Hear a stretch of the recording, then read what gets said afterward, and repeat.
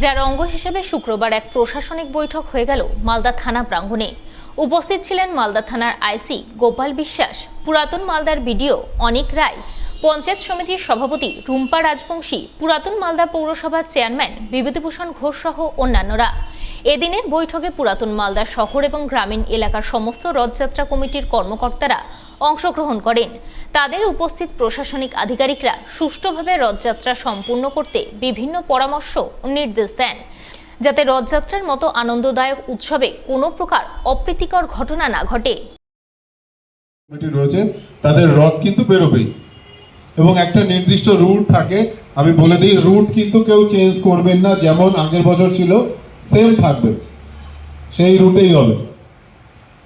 তো এবার রথে যে রথগুলো বড় হয় সেখানে রথের ওপরেই কিছু পূজারী থাকে, আর নিচে যারা ভক্তরা থাকে তারা রথের দড়ি ধরে টানে। যদি বড় রথ হয় তাহলে দেখা যায় যে এটা অনেক ভারী হয় এবং আমাদের পক্ষে কন্ট্রোল করা অসুবিধা হয়ে যায়।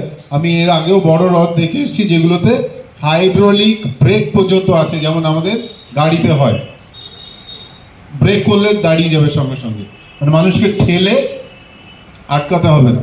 যদি কোনো জায়গায় দেখা যায় উপর থেকে নিচে নামছে তাহলে কিন্তু আমাদের প্রথম থেকেই সচেতন থাকতে হবে, জানে লোকেদের ঠেলে না নিয়ে বেরিয়ে যায়।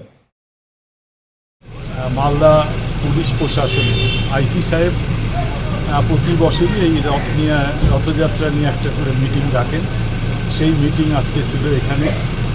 সেই মিটিংয়ে আমাদের মালদা থানার 6টা অঞ্চল এবং শহরে যারা রথযাত্রার সঙ্গে যুক্ত তাদের ডাকা হয়েছিল। তাদের সঙ্গে প্রশাসন এবং আমাদের সুন্দর একটা আলোচনা হলো।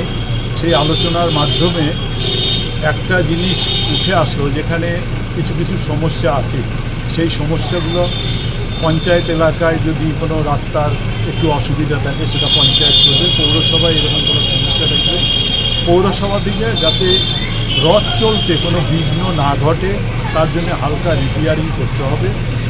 আর রথযাত্রা মানেই আপনারা জানেন যে আমাদের প্রভু জগন্নাথ এবং বলরাম এবং সুভদ্রা এরা যেটা মাসির বাড়ি যান, সেই মাসির বাড়ি যাবেন। প্রথম মাসির বাড়ি থেকে আবার 8 দিন পরে 9 দিনের দিন আবার সেখান থেকে ফিরে আসবেন।